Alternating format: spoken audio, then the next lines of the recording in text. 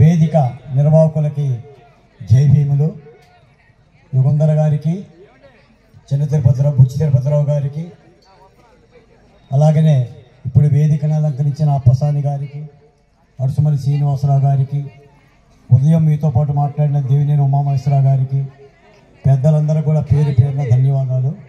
మిత్రులారా, నేను మీ అందరికీ సుపరిచితం. నేనేమి రాజకీయ ఉపన్యాసం చెప్పను.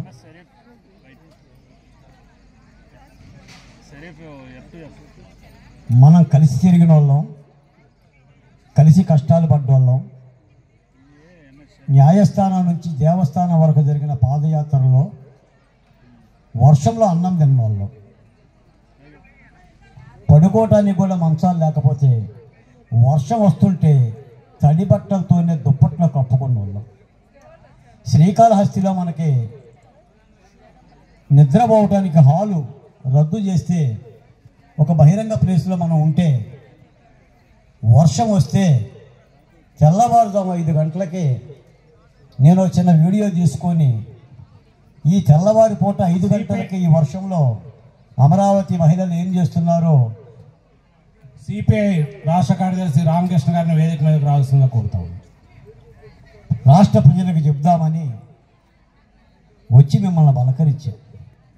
నేను అమరావతి గురించి మాట్లాడుతుంటే రాయలసీమ నుంచి ఉత్తరాంధ్ర నుంచి మేము పన్నులు కడితే మీరు రాజధాని కట్టుకుంటారా బాలకోటయ్య, మేము ఆస్తులు ఇస్తే మీరు అమరావతిని కట్టుకుంటారా బాలకోటయ్య అని టీవీ డిబేట్లలో నా మీద రక్కసి మోకల్లాగా పడితే ఒంటి చేత్తో తొడగొట్టి కుక్కల్ని తరిగినట్టు తరిగా.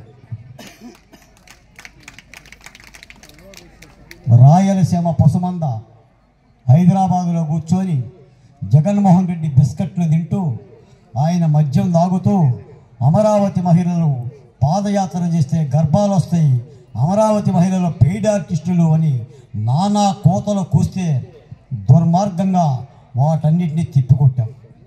మిత్రులారా, నేను ఒక మాట చెప్తా. పెద్దల రామకృష్ణ గారు ఉన్నారు, పాట పాడమంటే చెల్లెలా, నేనే పాట పాడుదోని చెల్లెలా, నీ పలకరింత నవ్వు తీసి చెల్లెలా,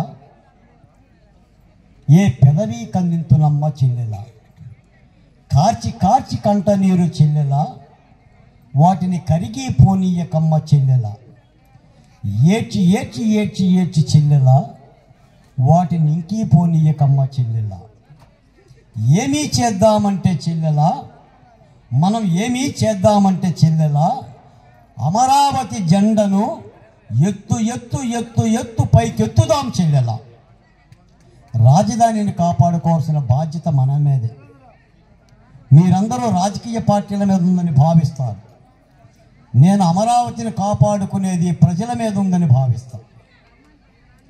ఒక ప్రభుత్వం తీసుకున్న రాజధానిని మరో ప్రభుత్వం ధ్వంసం చేస్తే మరో ప్రభుత్వం వస్తే అన్ని బాధలు పోతాయని నేనైతే భావించను. మిత్రులారా, మీ అందరికీ తెలుసు, రూపాయి పావల బహుజన పొలికేక అమరావతి కరపత్రంతో ఈ ఉద్యమ కుర్చీల్లో ఎవరు వెళ్ళిపోవద్దండి. ఈ ఉద్యమాలు చేసిన వాళ్ళం. ఇప్పటికీ కూడా మీకు మాట చెప్పానా, రాజధాని అమరావతి మీద పెట్టిన అన్ని కేసులను అధికారంలోకి రాగానే రద్దు చేస్తామని ప్రధాన రాజకీయ పార్టీలు ఏమి మేనిఫెస్టోలో పెట్టాల,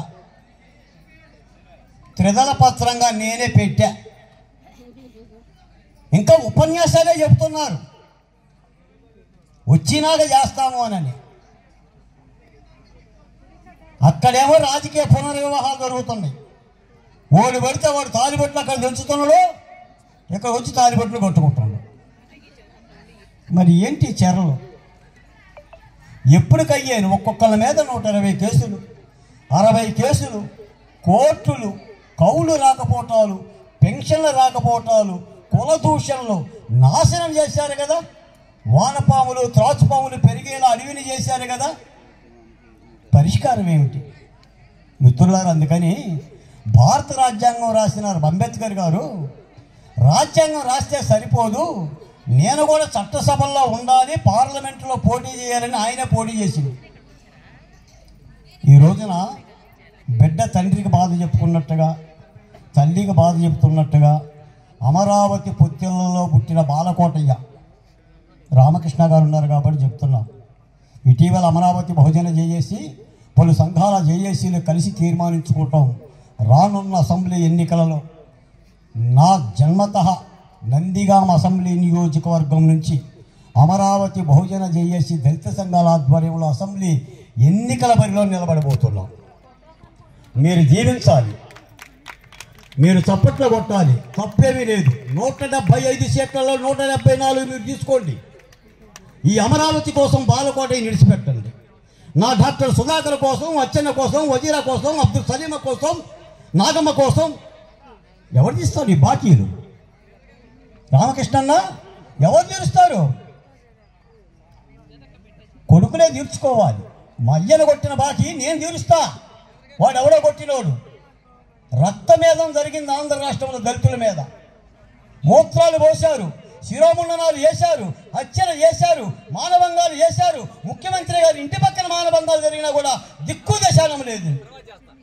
కాబట్టి చట్టసభల ప్రక్రియలో తప్పనిసరిగా ఉండి తీరుతో నేను వెలగపూడిలో చెప్పా. కేశినేని చిన్ని గారికి కూడా ధన్యవాదాలు. వెలగపూడిలో చెప్పా, తల్లి ఎన్నోసార్లు డిబేట్లో చెప్పా. కుంతీదేవికి 5 కుమారులు, ధర్మరాజు, భీముడు, నకులుడు, సహదేవుడు, అర్జునుడు. సగం అన్నం 4 పెడితే సగం అన్నం భీమసేనుడికి పెడుతుంది. రేపు జరగబోయే యుద్ధంలో ఆంధ్రప్రదేశ్, ఈ రాష్ట్రంలో ఎస్టీలు 17.5%, ఎస్టీలు 6.5%, మైనార్టీలు 7-9%, వెరసి 30% ప్రజలు. కేసీఆర్ చిన్ని గారిని వేదిక ఆలోచించవలసిందిగా కోరుతున్నాను. చెన్నుపాటి ఉషారాణి గారు, మాలతి గారు వేదికను అందించవలసిందిగా కోరుతున్నాను.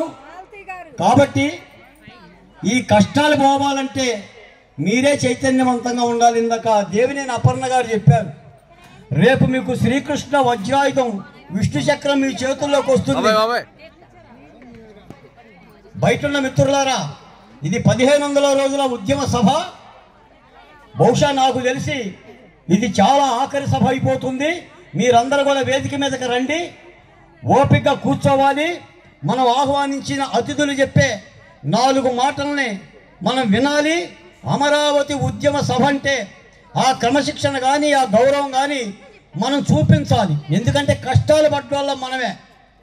రానున్నది కార్యసాధన పరిష్కార యుగం. 81 రోజుల్లో ఈ రాష్ట్రంలో ప్రభుత్వం ఉంటుందా ఊడుతుందా తేల్చుకోవాల్సిన సమయం. అందరూ అంటున్నారు ప్రభుత్వం పోతుందని, ముఖ్యమంత్రి గారు కూడా అంటున్నారు ఇక నాకు వద్దులే నేను వెళ్ళిపోతాను అని. చాలు చాలు చాలు అని అంటున్నాడు. వదలం. యుద్ధం 80 రోజుల్లో ఉంటే నువ్వు దిగిపోతే ఎలా? యుద్ధం చేయాల్సిందే మనతో. ఓడిపోయి దిగిపో, ఓడిపోయి దిగిపో, పారిపోకు. ఎన్ని కష్టాలు పడ్డామో మీకు తెలుసు. అసెంబ్లీ ప్రక్రియలో ఒక వావిరాల గోపాలకృష్ణయ్యో, దుగ్గిరాల గోపాలకృష్ణయ్యో, చంద్రరాజేశ్వరరావు, పుత్తలవల్లి సుందరయ్యో, మా శివసాగర్ లాంటి ప్రజాస్వామిక భావజాలం కలిగిన అంబేద్కర్ వాసులైన మాలాంటి వాళ్ళం కూడా అసెంబ్లీలో అడుగులు పెట్టాలి. నందిగామ అసెంబ్లీ నియోజకవర్గం నుంచి దళిత బహుజన కులాలు, ఎన్ఆర్ఐలతో సహా, మద్దతుతో సహా నేనే పోటీ చేస్తున్నా. రామకృష్ణన్న, యలమంచిలి కేసీఆర్ చిన్ని గారు, మా దళిత స్వరం వినిపించాలి. రాష్ట్రంలో జగన్మోహన్ రెడ్డి గారు మాకు బాకీ పడ్డారు, మీకంటే ఎక్కువ. మా ముఖాల మీద మూత్ర విసర్జన చేసిన ఎవరిని వదలం. ఇక్కడ ఇంటెలిజెన్స్ పోలీసులు ఉంటారు, పోలీసులు ఉంటారు. రాసుకోవాలి, జగన్మోహన్ రెడ్డి గారిని పంపండి. మేము తప్పనిసరిగా ఇంతకింతకి అనుభవించే విధంగా తీరుతాం. ఎవడో వస్తాడు, ఏదో చేస్తాడు, వాడు వచ్చి మనల్ని ఉద్ధరిస్తాడు. మనం చూసాగమ్మా ఆకుపచ్చని కండువాలు కళ్ళల్లో పెట్టుకొని ఏడ్చాంగమ్మా. పోలీసులు కొడుతుంటే, రక్తాలు గారుతుంటే, జాకెట్లు దించుతుంటే ఎన్ని మొక్కామమ్మా. ఈ రోజున ఇందాక వరదరామయ్య గారు చెప్పారు, కొత్త వాళ్ళు వస్తారు, మేము వాళ్ళని చేస్తాం, మీ దగ్గరికి తీసుకొస్తాం. ఇంకేముంది దాటానికి? రాజధాని అంతా దుంపనాశనం అయ్యింది. ఏముంది ఇప్పుడు? మోడీ గారు వచ్చి సుఖమేముంది? ఇంకొక రాజకీయ పార్టీ వచ్చి సుఖమేముంది? కొత్త వాళ్ళు వచ్చి ఏం చేస్తారు? అందరూ యుద్ధానికి సన్నద్ధం అయ్యారు. ఇంకొక 10 రోజులు పోతే అంతా ఎన్నికల కోలాహలమే.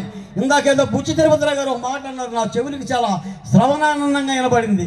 ఈ మందడం శిబిరం రేపొద్దున రాజకీయ ఒక నినాదం తీసుకుంటుంది, నిర్ణయం తీసుకోబోతుంది అని. శభాష్! ప్రజలలో ఉండాలి, ప్రజలలో ఉండాలి.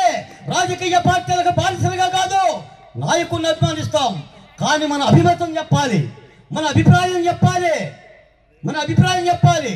లేకపోతే అక్కడ తాళి దించుతాడు, అక్కడికి వచ్చి తాళి కట్టించుకుంటాడు, మళ్ళీ వాడే ఎమ్మెల్యేగా మీ నెత్తిని ఎక్కుతాడు. జరిగిందేమి లేదు.